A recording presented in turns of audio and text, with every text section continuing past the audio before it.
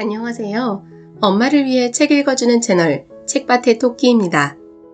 오늘 읽어드릴 책은 출간되자마자 베스트셀러 자리를 몇 달째 굳건히 지키고 있는 책 분당 강쌤의 스카이버스입니다.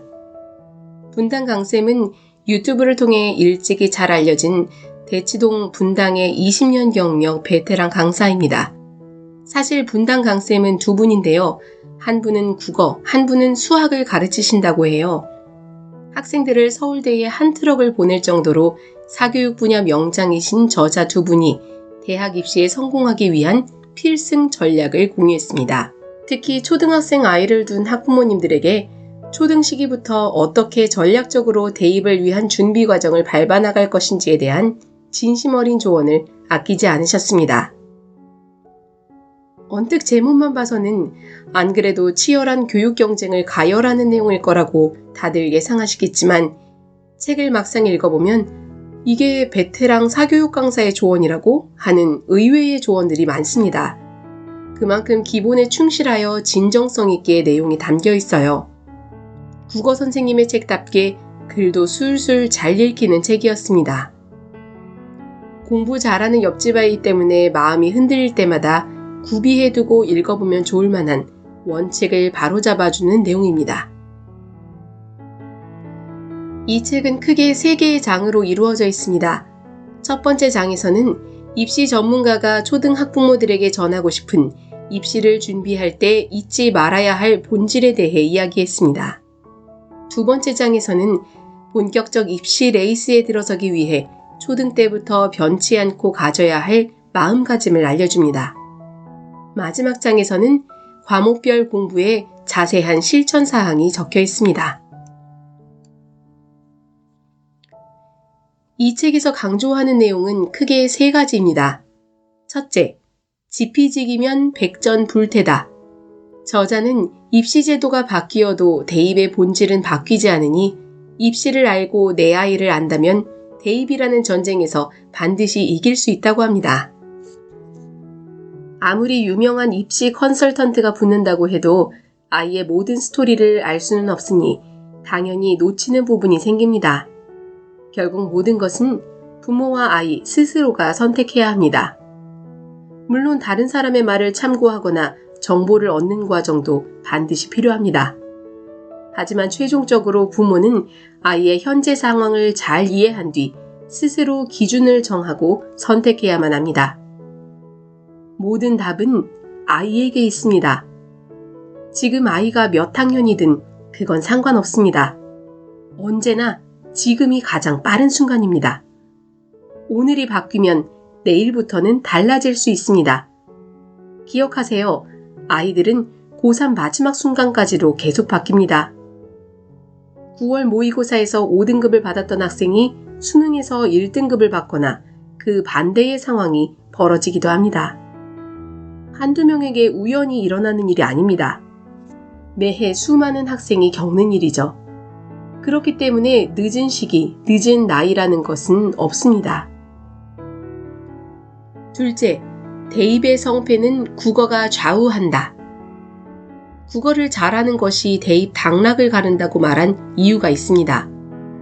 국어를 잘하면 다른 과목의 교과 내용을 잘 이해할 수 있어요.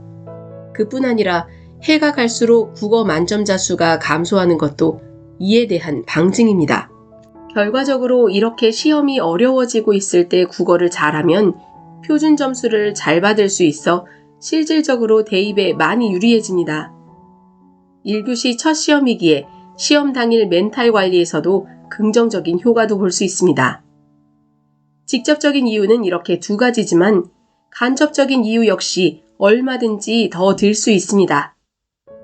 국어에서 비문학까지 성취도가 높은 학생들은 탐구 과목은 물론 수시 전형인 논술이나 면접 문제도 더 쉽게 이해할 수 있습니다.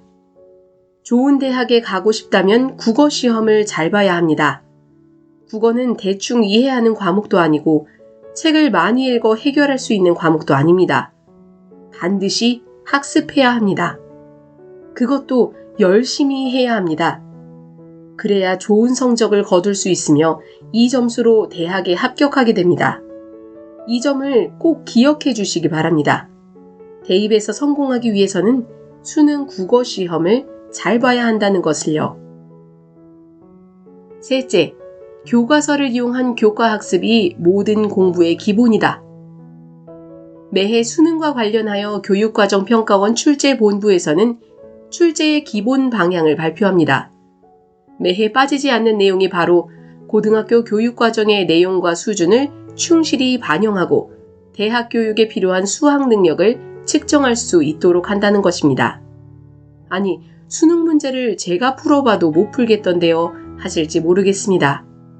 저자는 이에 대해 아주 치밀하고 자세하게 왜 교과서가 모든 학습의 기본인지 설명합니다.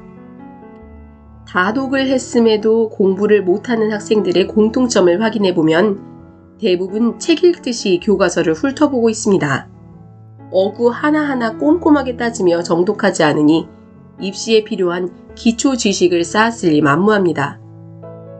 전체적인 흐름은 알겠는데 막상 파고들면 정확하게 아는 것이 없죠. 더 큰 문제는 이런 읽기 방식이 습관으로 굳었다는 사실입니다. 이 학생들은 제대로 읽고 있다는 착각에 빠져 있습니다. 한 번은 교과서를 정독했다는 학생을 불러 하나하나 확인해 본 적이 있습니다. 분명 읽었는데 제 질문에 선뜻 답을 말하지 못하는 자신의 모습에 스스로도 당황하는 듯 했습니다. 이 학생은 배운 내용을 토대로 주어진 문제를 해결해야 하는 입시와 어울리지 않는 잘못된 지식 체계를 갖추고 있을 가능성이 높습니다. 그렇게 되면 대입 논술이나 면접 등을 볼 때도 불리해집니다. 우리는 초중고 12년간 대한민국이 자유민주주의 공화국임을 수차례 배웠습니다. 그럼에도 불구하고 국가의 본질을 묻는 질문에 교과서에 나온 그대로 개인이나 기업의 자율성 보장이라 답하지 않고 대기업 규제라고 말하는 학생들을 보면 머리가 어질어질합니다. 책의 면면을 자세히 들여다보면 확신으로 굳어져 버린 오해의 감옥에 갇힌 학부모들을 향한 저자의 안타까운 마음이 느껴집니다. 아무리 20년 경력 베테랑 사교육 강사가 교과서가 중요하니 교과서 읽으세요 해도 아니 선생님 아무리 그래도 현실은 하며 슬그머니 반박의 고개를 내밀 만한 여지들을 하나하나 되짚어준 흔적이 보입니다. 그중 하나의 키워드는 선행학습입니다. 선행학습 자체가 나쁜 것은 아닙니다. 선행학습이 필요하고 그로 인해 많은 도움을 받는 아이들도 있으니까요. 다만 선행이 내 아이에게 도움이 되는지에 대해서는 잘 따져볼 필요가 있습니다. 그렇다면 내 아이에게 선행이 도움이 되는지는 어떻게 알 수 있을까요? 그 답은 아이에게 있습니다. 누군가는 선행을 통해 많은 효과를 받고 그 덕분에 명문대에 합격할 수 있었을 것입니다. 그러나 그건 어느 누군가의 이야기일 뿐이고 과연 내 아이에게도 맞는 방식인지는 보다 깊이 생각해 보아야 합니다. 제가 오랜 기간 지켜본 바에 따르면 상당수의 아이들이 선행은커녕 현행학습조차 제대로 소화하지 못하고 있습니다. 현행학습에서 구멍이 난 상태로 선행학습을 하는 것이 과연 바람직한 일일까요? 현행에 대한 이해가 충분할 때 선행도 의미가 있는 것입니다. 재학년 진도도 온전히 이해하지 못했는데 재학년보다 빠른 진도를 다루는 것은 논리적으로 말이 되지 않습니다. 어떤 사람들은 아이가 이해를 하든 못하든 간에 선행을 미리 여러 번 돌리면 재학년이 되었을 때 현행 공부가 더 쉬워질 거라고 말하기도 합니다. 수학의 경우 중간 과정을 뛰어넘은 채 무작정 공식을 외워 문제를 풀게 할 수는 있겠죠. 하지만 이런 방식은 당장 눈앞에 문제를 풀 때만 유용할 뿐입니다. 수험 생활을 고3까지 길게 놓고 보면 종국에는 수학적 사고와 훈련을 망치는 결과로 이어질 수 있다는 것을 깨달아야 합니다. 영어 교육에 대한 과열된 세태에 대해서도 대입이 목적이라면 더더욱 영어를 과도하게 시킬 이유가 없다고 합니다. 영어 공부의 목적은 크게 두 가지로 갈립니다. 영어를 모국어처럼 하는 것, 그리고 대입입니다. 영어를 원어민처럼 구사하는 것이 목표라면 국내에서 고군분투하기보다는 조기 유학을 떠나는 것이 가장 바람직합니다. 좀 더 현실적인 대안으로는 원어민이 상주하는 어학원에 보내 많은 시간 동안 외국인과 소통하도록 하는 것이 있죠. 하지만 이런 방식으로 습득한 영어는 훗날 대입에 큰 도움이 되진 않습니다. 대입에 필요한 영어는 듣기, 읽기, 쓰기, 말하기 영역 중 듣기와 읽기입니다. 말하기와 쓰기는 입시에서 중점적으로 요구하는 영역은 아닙니다. 오직 목표를 대입에 두고 있다면 모든 것을 완벽하게 하지 않아도 됩니다.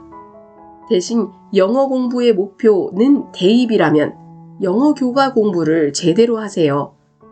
배움의 순서, 즉 우선순위를 잘 정하시길 바랍니다. 다시 말씀드리지만 영어 유치원과 영어 조기 교육이 잘못되었다는 것이 아닙니다.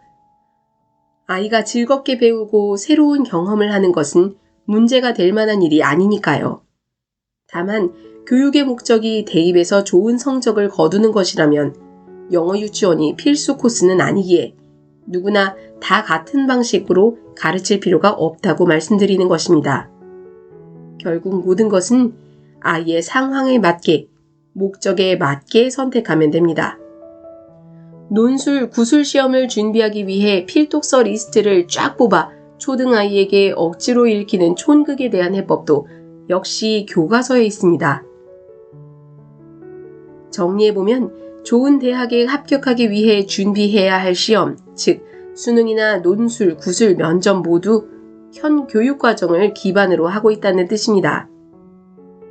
주요 과목에 대한 깊이 있는 이해는 필수적이며 국어 비문학과 논술, 면접과 같은 전형을 위해서는 사회와 과학 교과서를 필히 학습하는 것이 수많은 책을 섭렵하는 것보다 큰 의미가 있습니다. 비문학, 논술, 면접 모두 당장 책을 많이 읽고 문제를 많이 푼다고 해서 좋은 성과를 거둘 수 있는 것들이 아닙니다. 이들 시험에서 좋은 점수를 얻으려면 종합적인 사고력을 길러야 하는데 이는 단기간에 만들 수 있는 것이 아니기 때문입니다. 종합적인 사고력은 주요 과목 교과서, 특히 사회 및 과학 교과서에 나오는 내용으로 차근차근 배경 지식을 쌓아나가는 것이 중요합니다. 교과서의 내용을 빠짐없이 읽고 다시 한번 곱씹어 생각하며 완전한 이해가 이루어지도록 노력해야 합니다.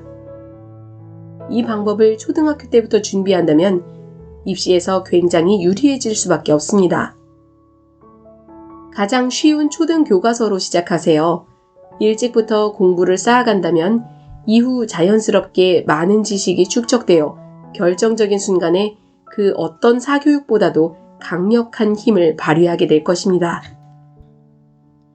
이쯤 되면 책 전반부에 밝힌 대입 준비의 원칙인 지피지기면 백전불태에 대한 충분한 설명이 이루어지고도 남았습니다. 대학 입시의 본질을 정확히 알고 내 아이의 속도에 맞추어 12년의 장기 레이스를 달리다 보면 결국 마지막에 입시에서의 성공을 거머쥘 수 있을 것입니다. 책의 서두에 밝힌 저자의 글을 마지막으로 오늘 영상 마무리하겠습니다. 초등 시기에는 영어 단어, 어려운 수학 공식을 친구들보다 하나 더 외우는 것은 중요한 게 아닙니다. 그런 건 중고등학교에 가서도 충분히 따라잡을 수 있습니다. 대신 좀 더 깊게 탐구하며 배우려는 태도와 습관을 기르는 것에 중점을 두어야 합니다. 빠르게 외우고 휘발되는 공부가 아닌 차곡차곡 내적 깊이를 채우며 쌓는 공부를 해야 합니다. 장담컨대 그렇게 공부해온 아이들은 중학교 때 당장 눈에 보이는 성적을 받지 못하더라도 고등학교에 가서는 남들보다 실력의 확장폭이 어마어마하게 클 겁니다. 이미 기초가 되는 뿌리가 너무나 폭넓고 단단하며 건강하기 때문이죠. 지금까지 책밭의 토끼였습니다. 감사합니다.